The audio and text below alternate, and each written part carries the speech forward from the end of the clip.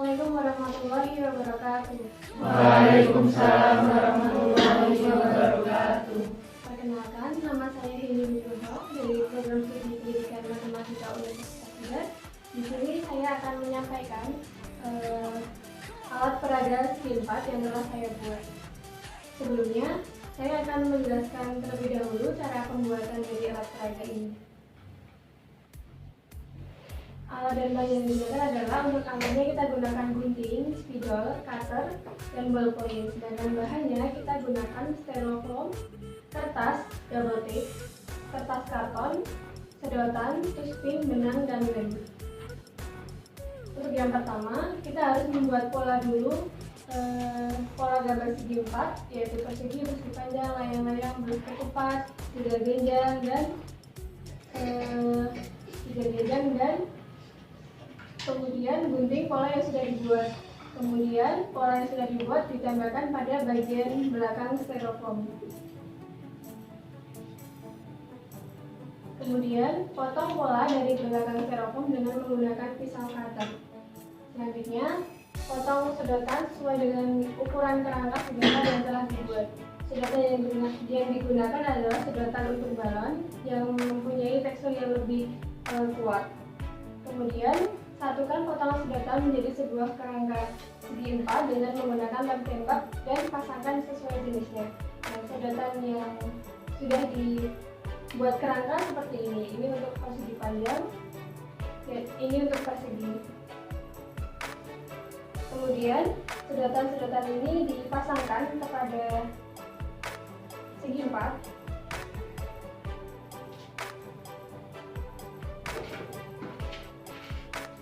Biasanya dipasangkan kepada segi 4 yang telah dibuat.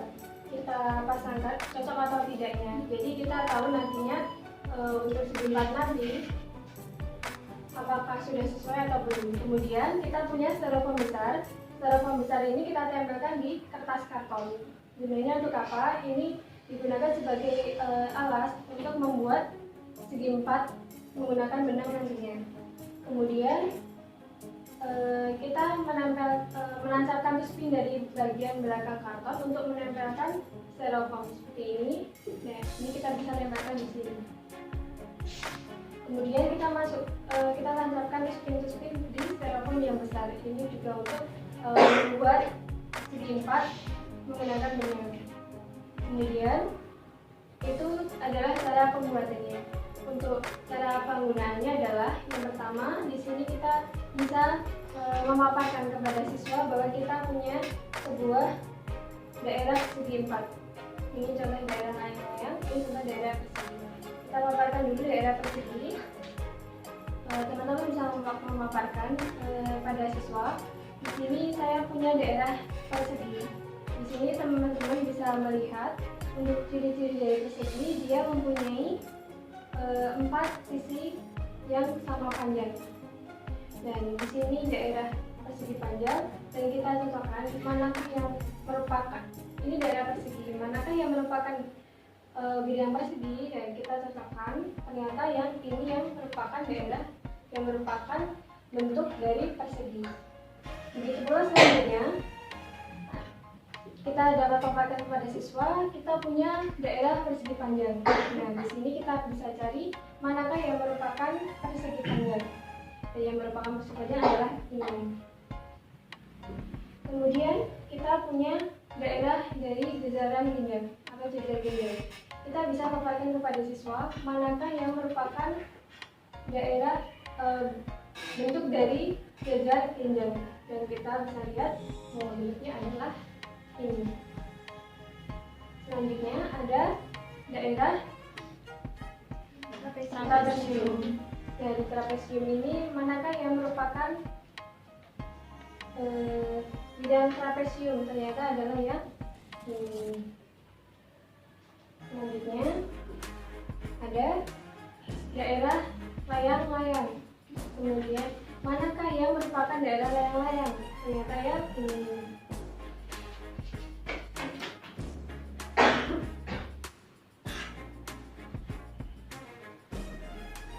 Selanjutnya ada daerah belah ketupat. Nah, ternyata hanya tersisa satu, dan daerah belah ketupat adalah yang ini. Di sini kita dapat mengajari siswa di segi 4 terdapat 6 macam atau 6 jenis, yaitu yang pertama persegi, kedua persegi panjang, trapesium, layang-layang, begal gendang, dan belah ketupat. Nah, untuk selanjutnya kita dapat mengajarkan siswa untuk memahami ciri-ciri dari masing-masing segi 4.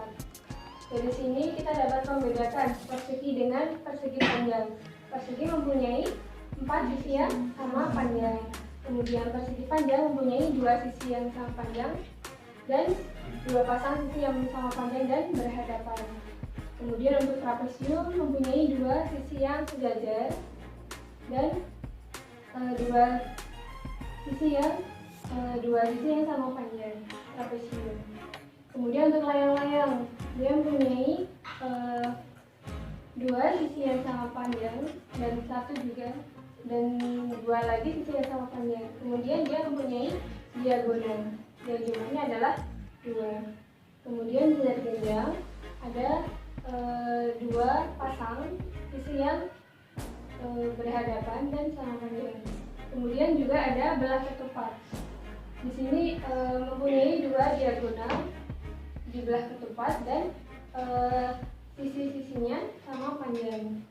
Di sini kita mempunyai bangun yang hampir mirip, yaitu persegi dan belah ketupat. Kita bisa mengambil contoh untuk membedakan persegi dan belah ketupat. Di sini kita punya persegi.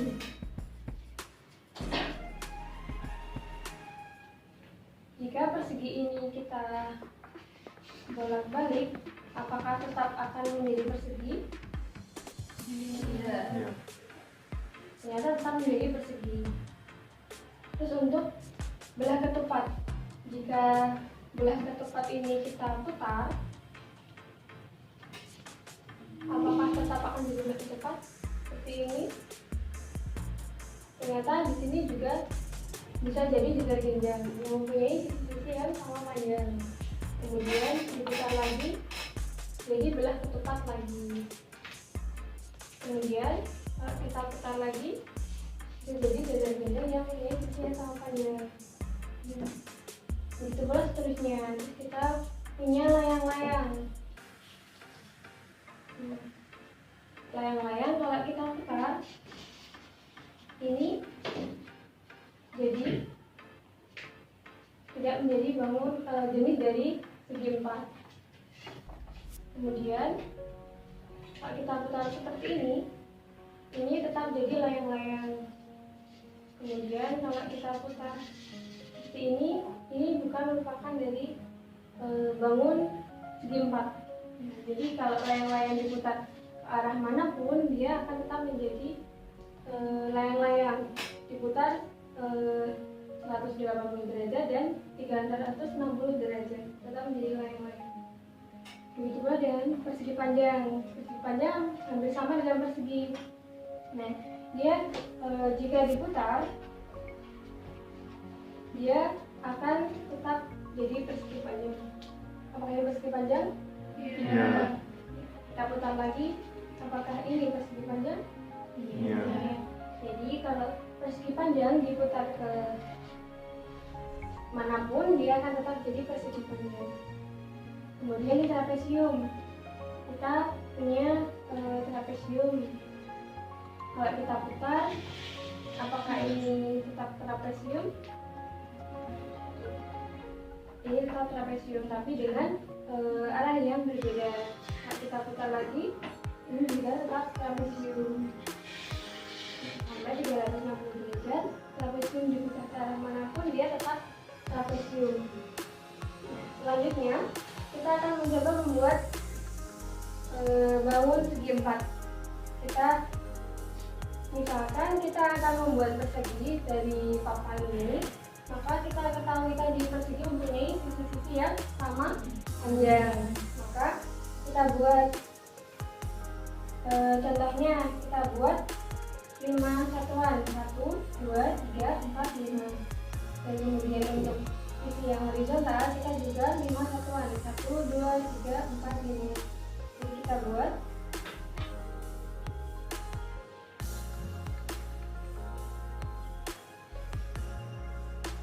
ini 5 satuan, 1, 2, 3, 4, 5, naik 1, 2, 3, 4, 5, kemudian kembali lagi.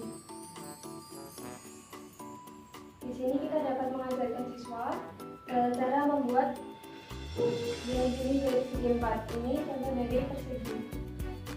Nah, ini adalah benang ini dapat disebut sebagai daerah dari persegi seperti pada sedatan ini.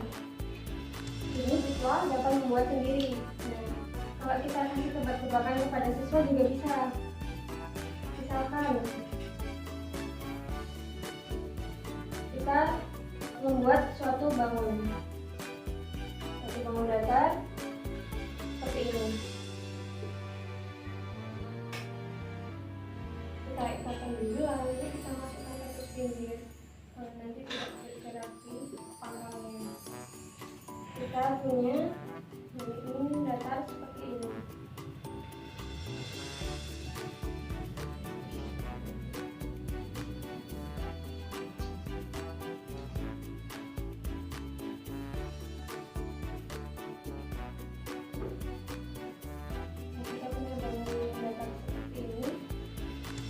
Ini mempunyai 4 sisi, jadi dapat disebut sebagai segi 4. Nah, kita dapat menanyakan kepada siswa nantinya, anak-anak, bangun apakah yang telah dibuat ini? Maka siswa dapat menjawab. Ada yang menjawab persegi panjang. Nanti kita bisa mengukur siswa. Kalau ada yang menjawab persegi panjang, berarti siswa paham dengan apa yang kita paparkan tadi. Seperti itu. Kemudian untuk bangun-bangun lainnya juga bisa dibuat dengan menggunakan benang ini. Contohnya nanti ada trapesium. Satu contoh lagi.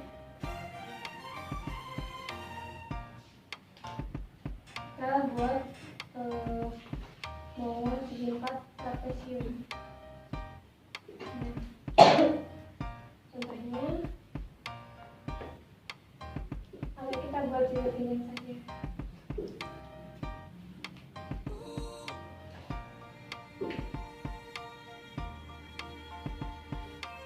Jilid kita punya dua sisi yang sama panjang, dua pasang sisi yang berhadapan dan sama panjang.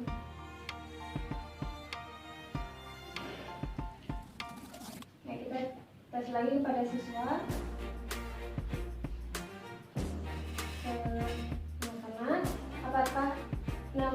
Apakah bentuk ini bernama apakah? Nah, nanti siswa dicek adakah yang menjawab jejer genjang. Maka kalau ada yang menjawab jejer genjang, maka dia paham apa yang kita ajarkan mengenai jejer genjang tadi. Nah, di sini kita lihat daerahnya dibatasi oleh benang-benang dan segi daerah limpas yang berbentuk jejer genjang ada di sini. Kemudian kita buat daerah belah ketupat. Ya. Di sini kita punya belah ketupat mempunyai dua diagonal yang tidak sama panjang, tapi sisi-sisinya sama panjang. Nah, dua diagonal yang tidak sama panjang kita bisa ambil terlebih dahulu. Di sini diagonal 1, 2, 3, 4, 5 satuan, dan diagonal 2 1, 2, 3, 4, 5, 6 untuk diagonal pertama diagonal 1, 5 satuan. Untuk diagonal 2 ada diagonal 1 3 satuan sendiri, 3 satuan. Diagonal 2 ada 1, 2, 3, 4, 5, 6 satuan.